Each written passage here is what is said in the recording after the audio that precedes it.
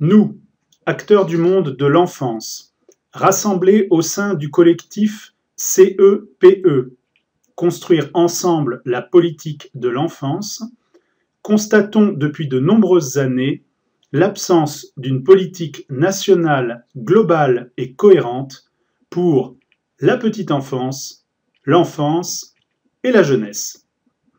Nous appelons à la mise en place de cette politique par la création d'un dispositif combinant deux instances: un Conseil national de l'enfance, une instance interministérielle à l'enfance. L'enfant est au centre de nos préoccupations et de nos actions. Pour nous, chaque enfant est une personne unique, dont le développement est singulier. Il est titulaire des mêmes droits que tout être humain, mais il nécessite une écoute et une attention particulière. Les questions liées à l'enfance et à la jeunesse sont complexes, car elles sont multidimensionnelles: sociales, psychologiques, médicales, éducatives, politiques, économiques, culturelles et éthiques. Pluri-institutionnelles, elles concernent de multiples acteurs, tant politiques que relevant de la société civile: État, collectivités territoriales, sécurité sociale, associations et en premier lieu, les parents et les familles.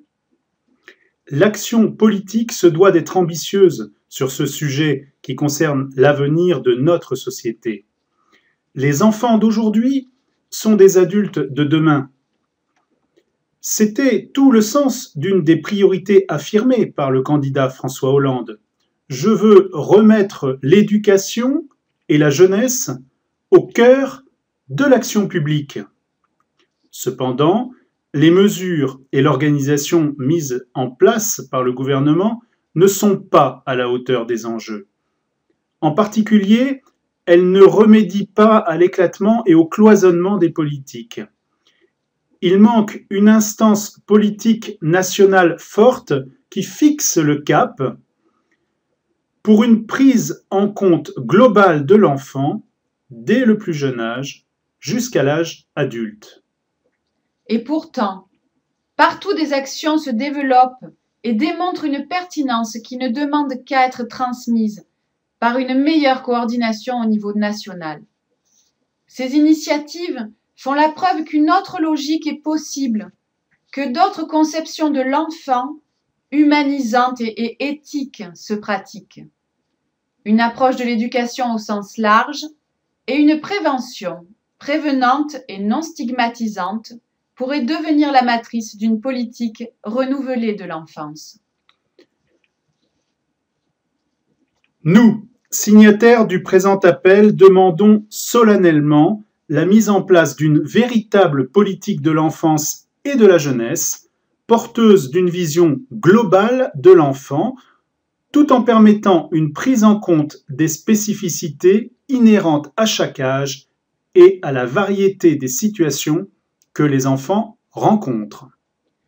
Elle doit être co-construite par l'ensemble des acteurs et des décideurs concernés: enfants, parents, pouvoirs publics, professionnels, acteurs de la société civile. Pour cela, nous appelons à constituer d'urgence un dispositif combinant deux instances: un Conseil national de l'enfance, une instance interministérielle à l'enfance, qui rassemble et porte cette politique nationale de l'enfance et de la jeunesse, coordonnée depuis l'aube de la vie jusqu'à l'entrée dans l'âge adulte. Vous trouverez le texte complet de l'appel dans l'onglet L'appel sur ce blog, http://cep-enfance.blogspot.fr.